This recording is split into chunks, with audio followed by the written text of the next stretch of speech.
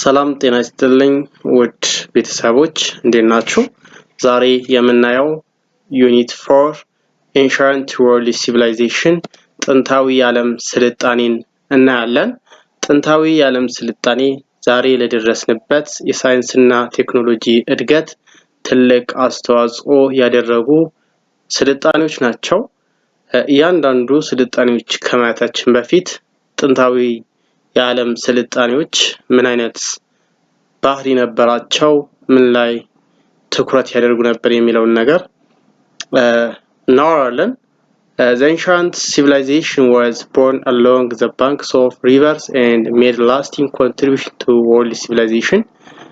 እነዚህ ጥንታዊ ስልጣኔዎች almost ሁሉም በሚባል ሁኔታ የተወለዱት ወይም የተጀመሩት ባህር ዳርቻ አካባቢ እንደሆነና ጥንታዊ የዓለም ስልጣኔዎች ለአሁን ላሉ ስልጣኔ ወይም ለሞደርን እና ሜዲቫል ላይ ለነበሩ እድገቶች ትልቅ አስተዋጽኦ ያበረከቱ ናቸው። Rivers were attractive location for the first civilization. ወንዞች ወይም ወንዝ ዳርቻ አካባቢ ለስልጣኔዎች ትልቅ አትራክቲቭ ነበረ ወይም ሳቢ ነበረ because they provide steady supply of water. እነዚህ ወንዝ አካባቢ በቂ የሆነና ቋሚ የሆነ ውሃ አቅርቦትን ይገኝ ነበር። made the land fertile for growing crops. እንደዚሁም ደግሞ ወንዝ ዳርቻ አካባቢ ለሰብል እድገት ወይም ይሄ ምርቶችን ለማምረት ፈርታይል የሆነ ለም የሆነ አፈሮችን ይገኝበት ነበር። facilitated transportation and communications ለመጓጓዣና ለመገናኛ ብዙሃንም ትልቅ ምቹ ስለነበረ ምንድነው river were attractive ምንድነው ወንዝ አካባቢ ለስልጣኔ attractive or ምቹ ሆኖ ተገኝተዋል። In ancient time agriculture was well underway in several regions. በጥንት ዘመን የከድንጋይ ዘመን በኋላ agricultural revolution ከመጣ በኋላ በተለያዩ አካባቢዎች agriculture እርሻን በስፋት ይስተዋል ነበር። ለምሳሌ ancient India አካባቢ የኢንዲያን ስልጣኔ ሲካሄድ around the Indus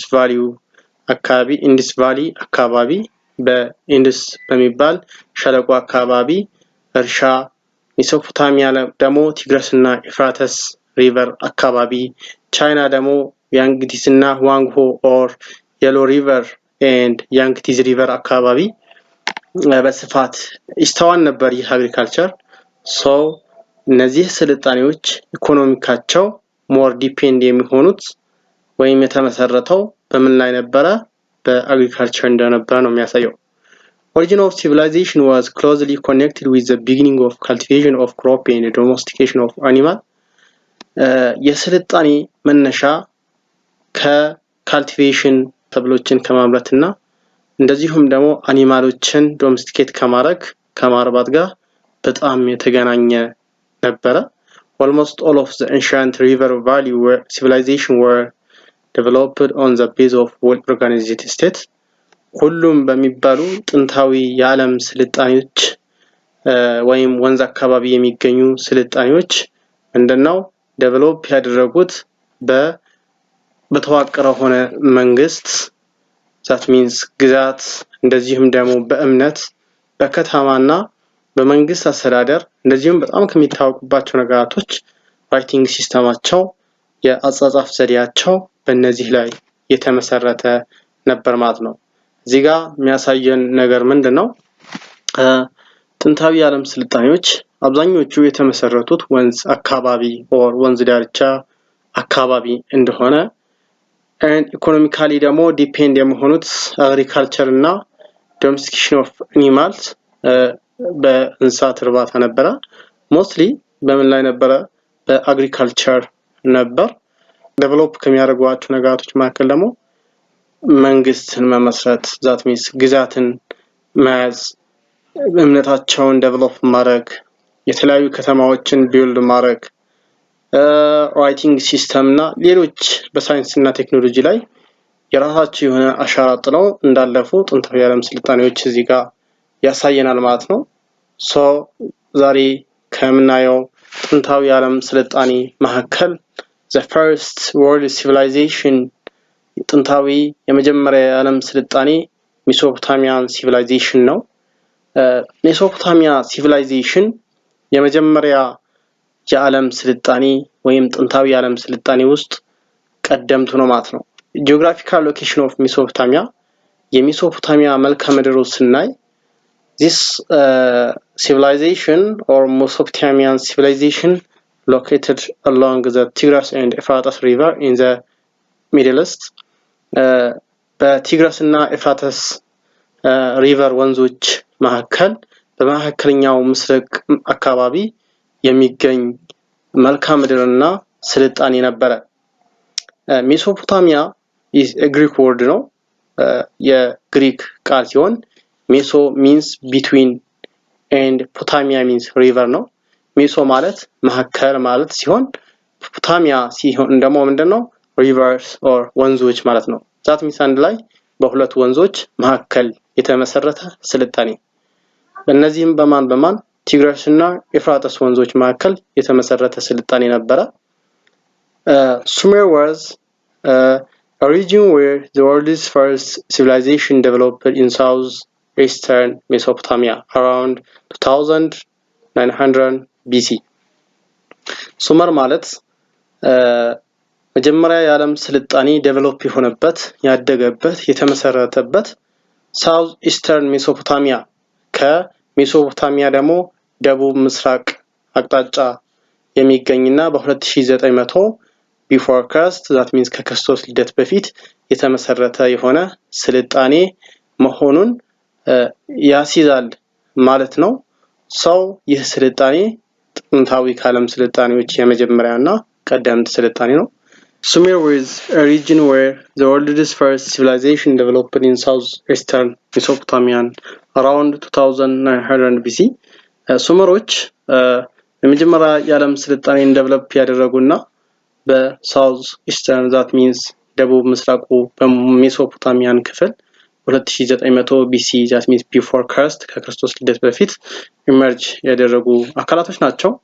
or it is also referred to as Sumerian civilization ይህ የሜሶፖታሚያን ስልጣኔ የሱሜሪያን ስልጣኔ በመባል ይታወቃል።